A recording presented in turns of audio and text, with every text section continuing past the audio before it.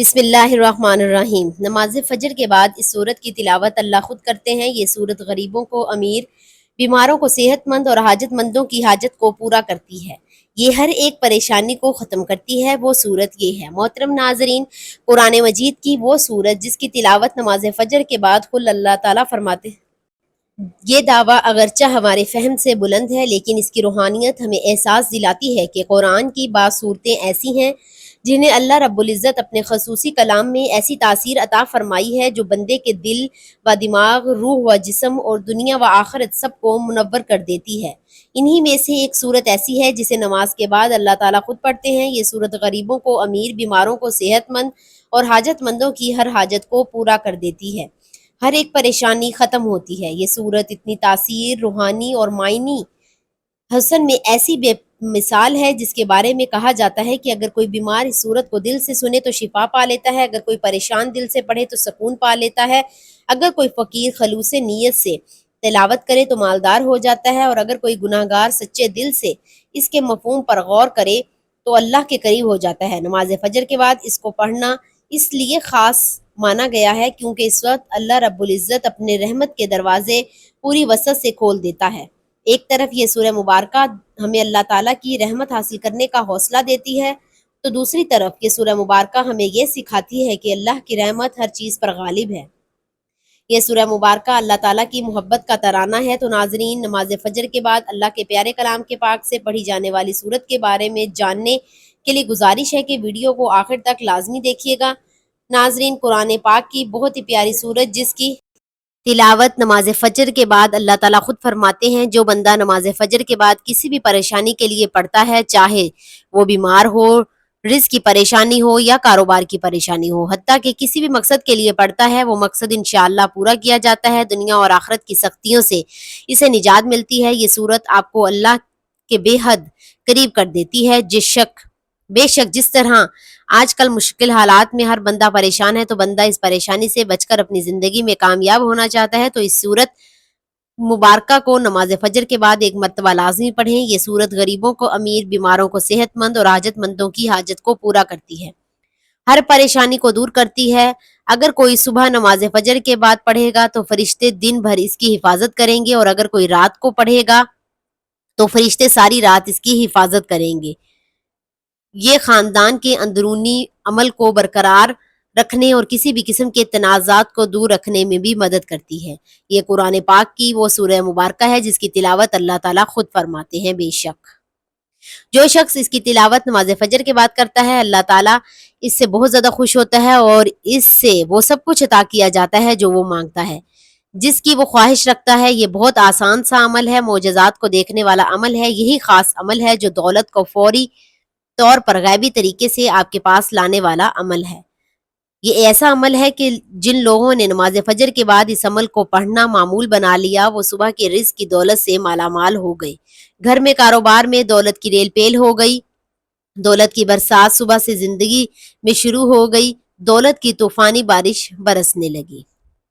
ناظرین، ویسے تو اللہ تعالیٰ کے کلام پاک کی ہر ایک آیت، ہر ایک سورہ مبارکہ اپنے اندر ایک خاص مقام رکھتی ہے، لیکن آج اس سورت کا ہم آپ کو وظیفہ بتانے جا رہے ہیں جو نماز فجر کے بعد پڑھنے کا بہت ہی بابرکت عمل ہے، جس کے پڑھنے سے بیمار کو صحت مل جاتی ہے، مالی تنگ دستیاں دور ہو جاتی ہیں، رزق کی فراوانی ہوتی ہے، انسان کی ہر حاجت پوری ہو جاتی ہے۔ تو وہ خاص سورت سورہ رحمان ہے جو عروس القرآن یعنی قرآن کی دلہن کے لب سے جانی جاتی ہے۔ سورہ رحمان قرآن مجید کی 25ویں سورت ہے جس کا آغاز اللہ تعالیٰ کے ایک عظیم صفاتی نام الرحمن سے ہوتا ہے، جس کا مطلب ہے نہایت مہربان، بے حد رحم فرمانے والا۔ اس سورت کی کل 78 آیات ہیں اور یہ مدینہ یا مکہ میں نازل ہوئی۔ جمہور علماء کے مطابق مکی صورت ہے۔ اللہ تعالیٰ نے اس صورت میں اپنی بے شمار نعمتوں کا ذکر فرمایا ہے۔ ہر نعمت کے بعد بار بار یہ آیت دہرائی، فَبِأَيِّ آلَاءِ رَبِّكُمَا تُكَذِّبَانِ۔ ترجمہ: تم اپنے رب کی کون کون سی نعمتوں کو جھٹلاؤ گے۔ یہ آیت اس صورت میں 31 بار دہرائی گئی ہے، جو کہ قرآن کریم میں کسی بھی آیت کا سب سے زیادہ تکرار کا منفرد انداز ہے۔ یہ آیت بار بار دہرانا دراصل انسان کے دل کو جھنجھوڑنے کے مترادف ہے تاکہ وہ اللہ کی نعمتوں کو پہچانے، اس کا شکر ادا کرے اور اس سے لو لگائے۔ صبح کے پرنور وقت میں جب انسان اپنے گناہوں پر نادم ہو کر اللہ کی طرف جھکتا ہے تو سورہ رحمان جیسے کلام کو پڑھنا اس کے دل کی صفائی، نیت کی پاکیزگی اور روح کی بلندی کا ذریعہ بن جاتا ہے۔ حضرت علی رضی اللہ تعالیٰ عنہ فرماتے ہیں، میں نے رسول اللہ صلی اللہ علیہ وسلم کو فرماتے کہ ہر چیز کا ایک دل ہوتا ہے اور قرآن کا دل سورہ رحمان ہے۔ سورہ رحمان ایسی سورت ہے جس کی تلاوت کرنے والا نہ صرف دنیا کے فائدے دیکھتا ہے بلکہ آخرت میں اللہ کی خاص رحمت کے سائے میں چلا جاتا ہے۔ اس سورت کا وظیفہ رزق میں کشادگی، شادی میں آسانی، دشمنوں سے نجات، حاسد اور جادو سے حفاظت، اولاد کی بہتری اور ہر کام میں مقصد کی تکمیل کا عظیم ذریعہ ہے۔ جس بندے کے دل میں نیت ہو کہ وہ صرف اللہ کی رضا کے لیے یہ وظیفہ کرے گا، اس کے لیے یہ سورہ دنیا کی سب سے بڑی، سب سے عمدہ دعا، سب سے خاص اور ندا بن جائے گی۔